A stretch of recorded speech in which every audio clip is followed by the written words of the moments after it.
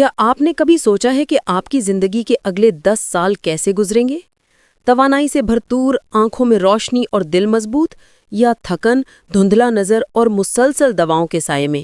یہ فیصلہ شاید اسی وقت ہو رہا ہے، آپ کے جسم کے اندر، اور آپ کو پتہ بھی نہیں۔ ایک خاموش بیماری جو نہ درد دیتی ہے نہ شور مچاتی ہے، آپ کے خون میں بہہ کر آہستہ آہستہ آپ کی بینائی، دل، گردوں اور اعصاب کو کمزور کر رہی ہے۔ جب تک یہ سامنے آتی ہے اکثر بہت دیر ہو چکی ہوتی ہے، لیکن ایک سادہ سا چند منٹ کا ٹیسٹ اس پوری کہانی کا رخ بدل سکتا ہے۔ ایسا ٹیسٹ جو برسوں پہلے خبردار کر دے اور آپ کو اپنی زندگی کا کنٹرول واپس دے دے۔ سوال صرف یہ ہے، کیا آپ یہ قدم ابھی اٹھائیں گے یا خاموشی کو آپ کی کہانی کا اختتام لکھنے دیں گے؟ میرا نام ڈاکٹر رائے ہے۔ میں امریکہ میں انٹرنل میڈیسن کی سند یافتہ ڈاکٹر ہوں۔ گزشتہ کئی برسوں سے میں مریضوں کی بیماریوں پر تحقیق اور علاج کر رہی ہوں، اور میرا خاص شوق اینڈوکرائنالوجی یعنی ہارمونی بیماریوں اور خواتین کی صحت سے متعلق مسائل میں ہے۔ میرا بنیادی مقصد یہ ہے کہ میں آپ تک سچائی پر مبنی، سادہ اور عام فہم زبان میں مستند طبی معلومات پہنچاؤں۔ میں چاہتی ہوں کہ آپ اپنی صحت کے بارے میں باخبر فیصلے کرنے کے قابل ہوں اور کسی بھی غلط فہمی کا شکار نہ ہوں۔ ڈائبٹیز ایک ایسا مرض ہے جو دنیا بھر میں لاکھوں نہیں بلکہ کروڑوں لوگوں کو متاثر کر رہا ہے، اور اس کی سب سے خطرناک بات یہ ہے کہ یہ کئی سال تک بغیر کسی واضح علامت کے بڑھ سکتا ہے۔ جب تک لوگوں کو پتہ چلتا ہے، ان کے دل، گردے، آنکھیں یا اعصاب میں نقصان شروع ہو چکا ہوتا ہے۔ یہی وجہ ہے کہ عالمی اور امریکی دونوں سطح پر اب گائیڈ لائنز زور دیتی ہیں کہ اسکریننگ کو معمول کا حصہ بنایا جائے، خاص طور پر ان لوگوں میں جن میں خطرہ زیادہ ہو۔ امریکہ کے USPSTF کے مطابق اگر آپ کی عمر 35 سے 70 سال کے درمیان ہے اور آپ کا وزن زیادہ یعنی BMI 25 یا اس سے زیادہ ہے، تو چاہے آپ کو کوئی علامت نہ ہو، آپ کو کم سے کم ہر 3 سال بعد شوگر کی اسکریننگ کرانی چاہیے۔ ایشیائی پس منظر رکھنے والوں کے لیے یہ BMI کی حد 23 رکھی گئی ہے، کیونکہ اس کمیونٹی میں کم وزن پر بھی اندرونی چربی اور میٹابولک خطرات زیادہ ہو سکتے ہیں۔ امریکن ڈائبٹیز ایسوسی ایشن نے بھی اپنی 2025 کے تازہ ہدایات میں یہی بات دہرائی ہے کہ تمام بالغ افراد میں 35 سال سے اسکریننگ شروع ہونی چاہیے، اور جن میں خطرے کے عوامل موجود ہوں جیسے family history, high blood pressure, cholesterol کی زیادتی، PCOS یا حمل کے دوران شوگر، ان میں یہ عمل عمر کی قید کے بغیر شروع کیا جا سکتا ہے۔ یہ خطرے کے عوامل کون سے ہیں؟ اگر آپ کے والدین، بہن بھائی یا بچے میں ڈائبٹیز کی تشخیص ہو چکی ہے، اگر آپ کا بلڈ پریشر 130 اوپر 80 سے زیادہ ہے یا آپ اس کے لیے دوائیں لے رہے ہیں، اگر آپ کا کولیسٹرول خاص طور پر ٹرائیگلیسرائڈ زیادہ ہے، اگر آپ کے لائف سٹائل میں ورزش نہ ہونے کے برابر ہے، اگر آپ کو PCOS ہے یا آپ نے کسی حمل میں شوگر کا سامنا کیا ہے، تو آپ خطرے میں ہیں اور آپ کے لیے اسکریننگ ٹالنا نقصان دہ ہو سکتا ہے۔ اب آتے ہیں اسکریننگ کے طریقوں پر۔ 3 بنیادی ٹیسٹ ہیں: فاسٹنگ پلازما گلوکوز HbA1c اور oral glucose tolerance test. Fasting plasma glucose یعنی خالی پیٹ شوگر اگر 126 ملی گرام فی ڈیسی لیٹر یا اس سے زیادہ ہو، یہ ڈائبٹیز کے حق میں ہے۔ اورل گلوکوز ٹالرنس ٹیسٹ میں 75 گرام میٹھا محلول پلایا جاتا ہے، اور 2 گھنٹے بعد اگر شوگر 200 یا اس سے زیادہ ہو، یہ بھی تشخیص ثابت کرتا ہے۔ HbA1c جو پچھلے 3 مہینے کی اوسط شوگر بتاتا ہے، اگر 6.5% یا اس سے زیادہ ہو تو بھی ڈائبٹیز کی تصدیق ہوتی ہے۔ پری ڈائبٹیز کا مطلب ہے کہ آپ ابھی بیماری کی سرحد پر ہیں اور پلٹنے کا وقت ہے۔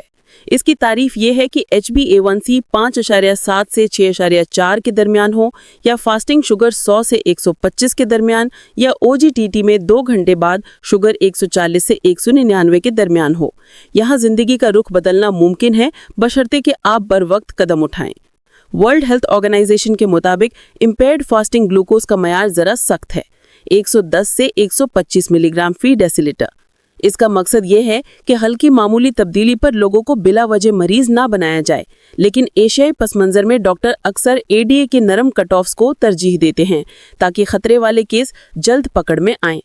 اگر آپ کی رپورٹ نارمل آئے تو ہر 3 سال بعد دوبارہ اسکریننگ کافی ہے، لیکن اگر آپ پری ڈائبٹیز میں ہیں تو ہر 1 یا 2 سال میں دوبارہ ٹیسٹ کرانا بہتر ہے۔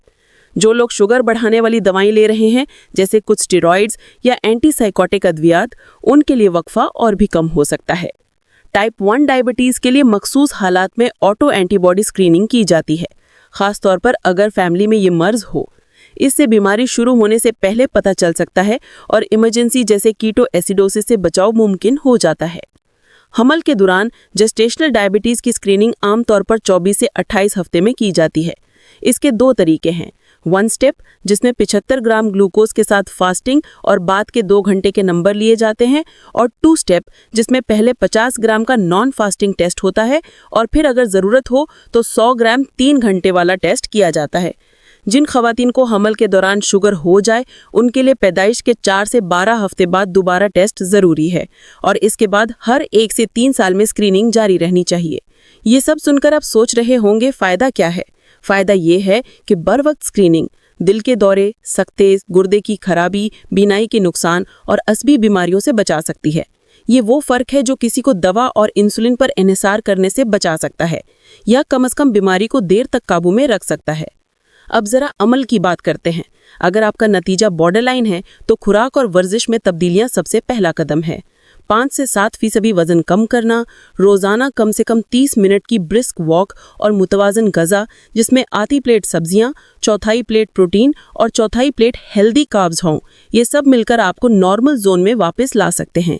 याद रखें, स्क्रीनिंग एक लेबल नहीं बल्कि एक मौका है। ये एक अलार्म है जो वक्त पर बजता है ताकि आप अपना रास्ता बदल सकें।